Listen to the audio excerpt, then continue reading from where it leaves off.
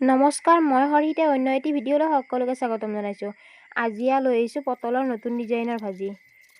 মই কেনেকৈ কাটি আছোঁ চাওকচোন, আপোনালোকেও বনাব পাৰিব। দেখিবলৈ কিন্তু খুবেই ধুনীয়া হয়। এনেদৰে প্ৰথমতে কাটি ল'ব।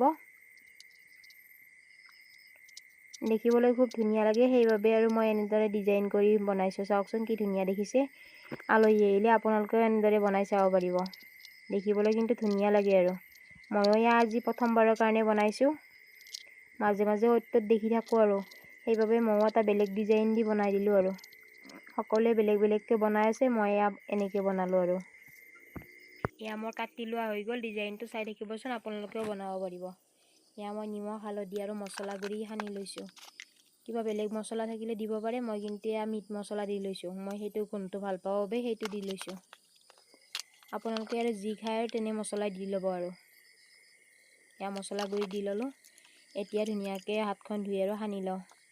এইখিনি মাছৰ নিচিনাকৈ ভাজিছোঁ আৰু এয়া সানি লোৱা হ'ল। এতিয়া তেল গৰম কৰি মই বহাই দিলোঁ আৰু খুব সহজতে হয় আৰু কাটোতে অলপ কষ্ট লাগে আৰু কিন্তু ইয়াত ধাৰ থাকিলে আৰু বেছি কষ্ট নহয়। চাওকচোন কি ধুনীয়া ডিজাইন হৈছে। আপোনালোকেও এনেদৰে বনাই চাব পাৰে। আলহী আহিলেও দিবলৈ ভাল লাগে। চাওক কি ধুনীয়া দেখিছে।